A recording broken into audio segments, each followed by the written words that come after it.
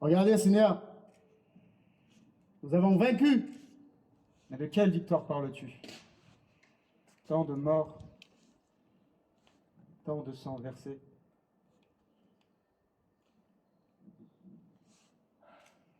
Il faut que cela cesse. La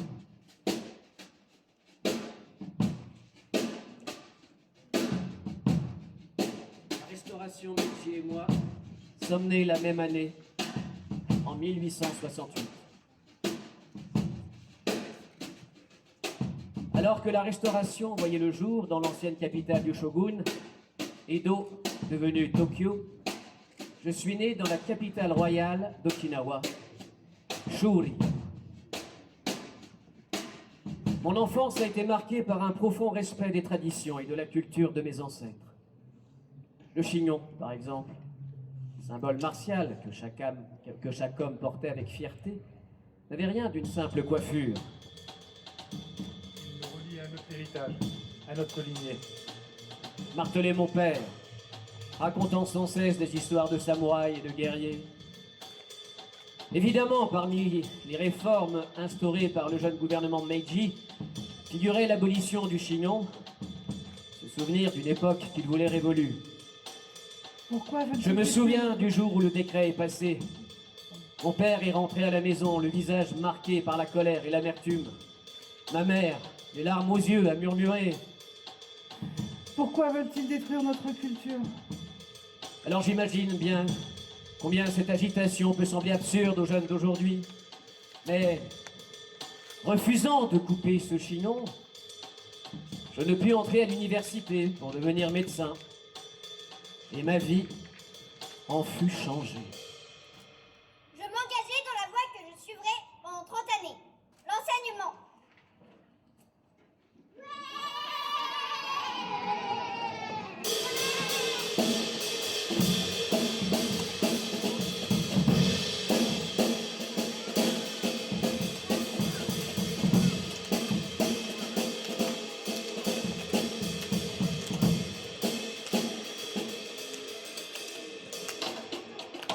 Heureusement, durant ses études, le fils de Yasutsune Asato, un maître de karaté respecté, croisa ma route.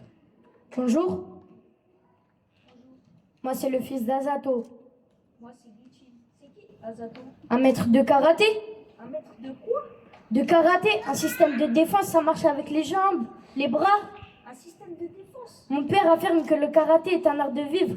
Il enseigne le respect, la discipline et la force intérieure. Si tu veux, on peut aller voir mon père. Ouais, je veux bien.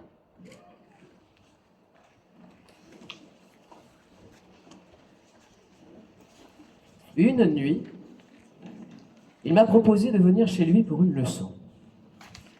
À cette époque, le gouvernement interdisait la pratique du karaté. Sur sa terrasse, Yasutsune Asato pratiquait un kata.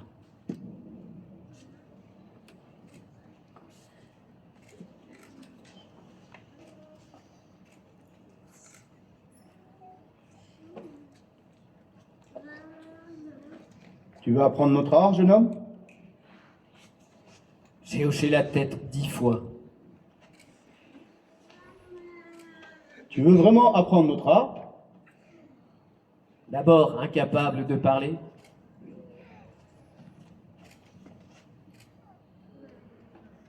Tu veux apprendre notre art? puis j'ai presque crié. Oui, maître, je suis prêt à tout. Il a éclaté de rire et m'a invité à rentrer chez lui. Reviens demain soir. Ce moment a marqué le début d'un voyage qui allait façonner mon destin.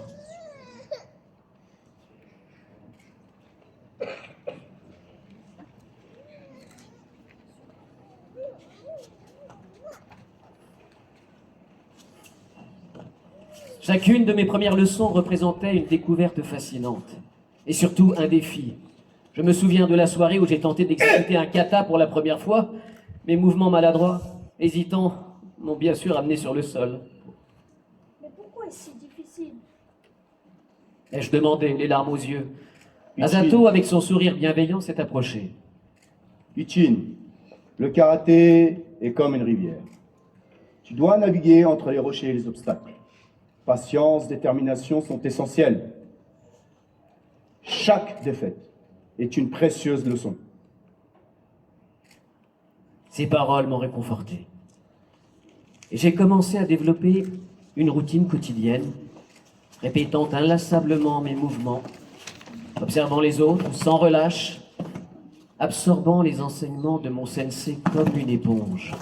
Yeah!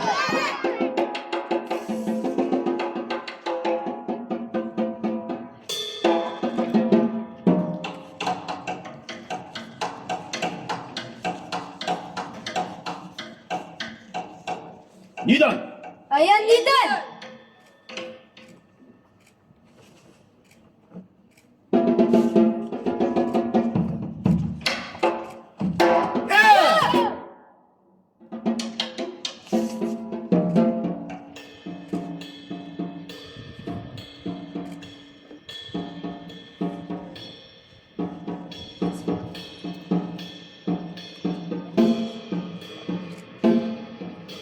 Au bout de quelques semaines, Asato a accroché un sac de sable à un mur.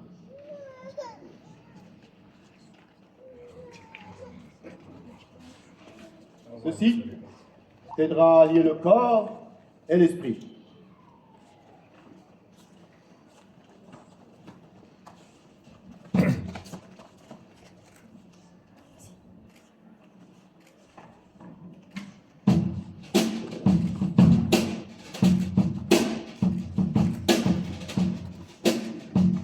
J'ai frappé le sac de toutes mes forces, trop rapidement et de manière désordonnée.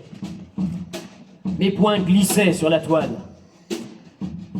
Pourtant, j'ai poursuivi mes efforts, jour après jour, apprenant à mes dépens que la force brute ne suffit pas.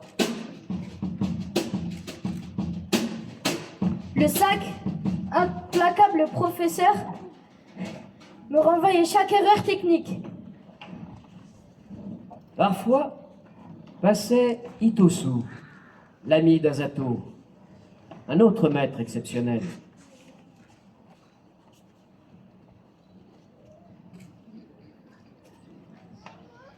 Ces deux athlètes incarnaient des aspects complémentaires du karaté. Asato, grand, élancé, enseignait la précision technique, comparable à celle d'un manieur de sabre.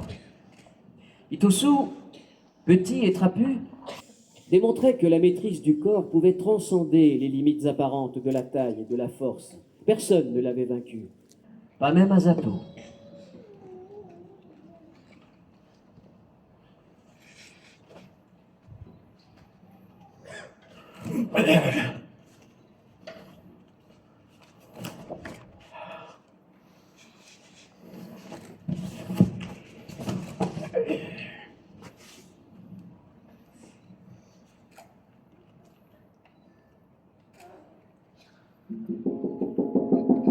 Lorsqu'Itosu venait nous retrouver, nous cessions les entraînements et de vision. Leurs discussions m'ont appris autant sur l'art du karaté que la pratique elle-même. Même si nous ne possédons aucun document sur l'histoire ancienne du karaté, ils me contèrent l'histoire de notre art. Les îles Ryukyu, notre terre natale, avaient connu deux interdictions successives du port d'armes. Face à ces interdictions, nos ancêtres développèrent secrètement une forme de combat à main nue. Le Kempo chinois, issu des échanges de la province Chuan, donna naissance à l'Okinawate, qui donna le karaté. Pour déjouer la vigilance des inspecteurs de Satsuma, les mouvements de ce karaté naissant furent habilement intégrés aux danses traditionnelles. Comme la capoeira brésilienne des esclaves africains, ou le kalaïpat indien sous sa forme artistique pour dissimuler l'art sous le joug anglais. Cette ruse permettait de préserver les techniques de combat sous couvert de performances culturelles et rituelles. Deux styles se développèrent en même temps, le shurite et le nawate. influencés par les arts chinois Wutong et Shorinji Kempo. La fusion de ces styles façonna notre karaté moderne. Et j'avoue y avoir modestement contribué.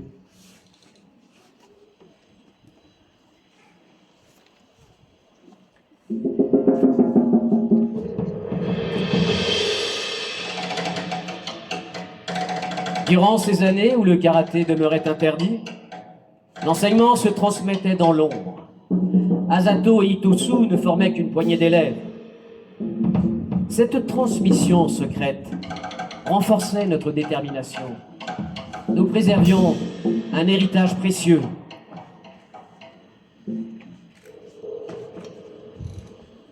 Comment exprimer ma gratitude envers vous, sinon en continuant votre enseignement?